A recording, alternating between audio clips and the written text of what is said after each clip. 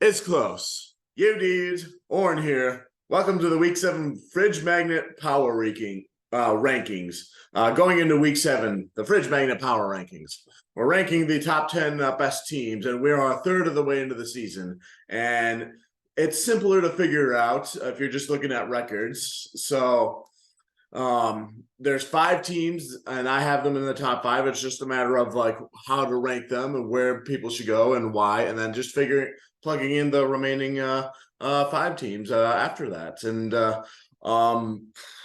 there's top 2 teams that I really struggle to figure out which one should be one for a change: the Miami Dolphins and the Detroit Lions. Because both of them have really good cases now. So neither one of them, they both have one loss, but both of those losses were against good teams, and they've had a lot of good blowout wins, and they can beat you in very many different ways, and they don't have a lot of weaknesses. And as much as the biased Lions fan in me really wants to put them at number 1, it's being objective, I almost considered a tie for number 1, but then I looked at Miami's statistics, like the rankings and statistics. They rank number 1 in overall offense. They rank number 1 in passing offense. They rank number 1 in rushing offense. And, Detroit is kind of top 10 in like those type of categories, kind of hovering there. So, and then not to mention Miami has a game where they won by 70 points. So the fact that the Miami is the consensus number 1 team in offense, where Detroit is like hovering in top 10s, I gave the slight edge to Miami for being the number 1 team right now, with the Lions being the number 2 team. And yeah,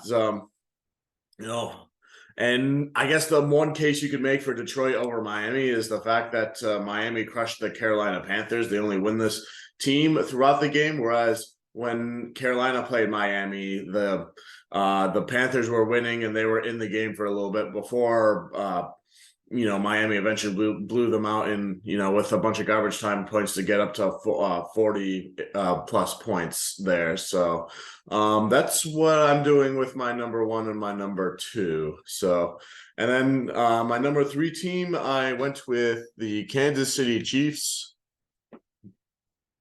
And they were lower before, but since some of the other teams lost, I figured why not give them their due to put them up there, because their only loss was to, now we can say, another great team, the Detroit Lions. So I'm still kind of concerned about, Patrick Mahomes and the interceptions. That's why I had, and the overall turnovers and the not catching the ball. But I think their Thursday night game against Denver, which feels like a while ago now, I think they've been improving on that, and Travis Kelce had a monster game, proving he's the wide receiver 1 threat. And Kansas City's defense, even though it was against Denver, it looks like it's could potentially be the strong suit of the team now. It's a team that's usually most known for offense, but the defense really stepped up when they needed to. So yeah, why not put the defending Super Bowl champions up there, give them their due?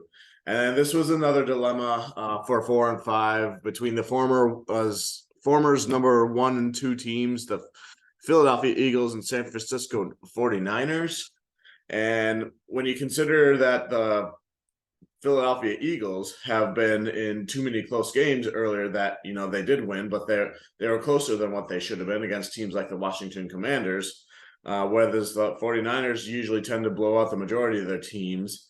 I went with the 49ers at 4, and then the Philadelphia Eagles at 5. So both those teams wound up losing this past Sunday, and in different ways. The 49ers, they could have won their game if Jake Moody the former U of M kicker had made that last field goal. But the 49ers, I think they just so happened to run into a team whose defensive scheme conflicted the most with their offensive scheme. So, credit to defensive coordinator Jim Schwartz, former Detroit Lions head coach, for doing what he does best as a defensive coordinator. So I've talked about before how really good he is. And then, the Eagles, Jalen Hurts throwing 3 interceptions. That'll get you ranked down, and that will definitely cost you, especially a team with a really good defense such as the Jets, even if they didn't have Sauce Gardner. So, and now for the lower half of the top 10, and here's a newcomer. I probably should have put them in last week, but I was still kind of iffy on them. The Jacksonville Jaguars. They have the record. They have good enough statistics, and they've beaten enough good teams, and they're number 1 in their division. And I think it was time to give them their due.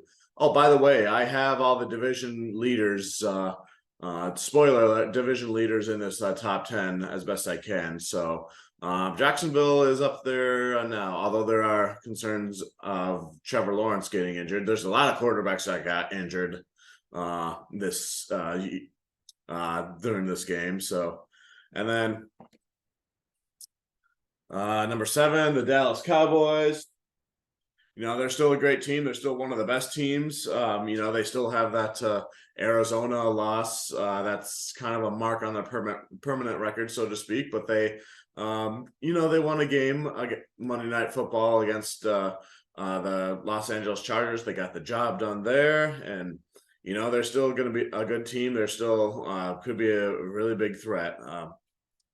And then this team went up in the rankings, but not even though they lost. So it's more of other teams dropping. But number 6, 7, number 8, the Tampa Bay Bucks and their creamsicle jerseys coming off a bye week. I felt like their defense did play very tough against Detroit, and then I couldn't feel comfortable when Detroit was ahead throughout that game, because I felt like at any moment Baker Mayfield could have thrown a Hail Mary to Mike Evans or some sort of miraculous play to get a touchdown and turn the tides. Even though their offense did not have a good day, and hindsight from their point of view, from the statistics point of view, I still think they give credit for, bringing the tension there. So, and credit, to the Lions defense for, getting the job done with that. But Tampa Bay, I think, is still a really good team. They got the defense, great defensive line. They have the defense to really compete. And if they get their stuff together with their offense, Baker Mayfield will adjust, and he's still having an overall good year so far. Even though he couldn't do anything against Detroit, things could happen, assuming they keep Mike Evans on the team as well. And then number 9, I got the Baltimore Ravens. So they still have that loss against the Steelers, who I think are a mid team right now, and where they just dropped a bunch of passes and they have a bunch of injuries, but they still got the job done. They went into London and they beat Tennessee, and Kyle Hamilton got ejected in that game for hitting somebody in the head. It looked like. I woke up and then turned on that game and I saw that, and I was like, wait, Kyle Hamilton, what is going on?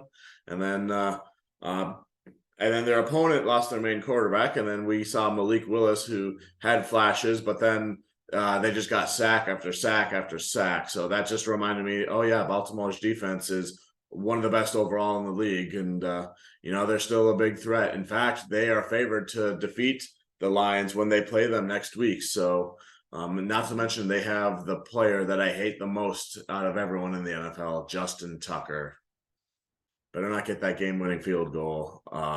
Record-setting game-winning field goal, hitting off the crossbar again like a freaking cartoon. And number 10, I put the Cleveland Browns up there. Yes, I dropped the Buffalo Bills out of the top 10. When you struggle that bad against a very bad New York Giants football team, even though if you get the win, considering you have lost to Jacksonville, who seemed mid at the time, and you lost to somebody else who was mid, but you're you know, I'm starting to have doubts against you. Your point differential is still really good, but for now you're out of the top 10 until you can prove me otherwise. And the Cleveland Browns are up there at number 10, and they deserve it after defeating the San Francisco 49ers. I talked a little bit about before about, you know, their defense at the year. Said I wanted to learn more about Cleveland. I had no idea if their defense is good or bad, but they have one of the best, if not the best, in the NFL. They still have a really solid offensive line, arguably the best. They don't have their star running back, Nick Chubb, who is out for the season, but they brought back like Kareem Hunt, and they have other running backs that can really help with their rushing game, like Ford, and they are one of the best rushing teams in the NFL. So they have that step one down with good offensive line, good defense, running the ball, and they're good for that reason. And then it's just a matter if we'll see if Deshaun Watson, you know, if he's can get healthy and if he can return back to what he was when he was with the Texans, and we'll see if wide receivers like a Cedric Tillman can really develop. So, but anyways, to recap, the Miami Dolphins at 1, Detroit Lions at 2, Kansas City Chiefs at 3, San Francisco 49ers at 4, Philadelphia Eagles at 5, Jacksonville Jaguars at 6, Dallas Cowboys at 7, Tampa Bay Bucks at 8, Baltimore Ravens at 9, Cleveland Browns at 10. Do you agree, disagree? Let me know. But that is the Fridge Magnet Power Rankings. And until next time, go Lions, one pride.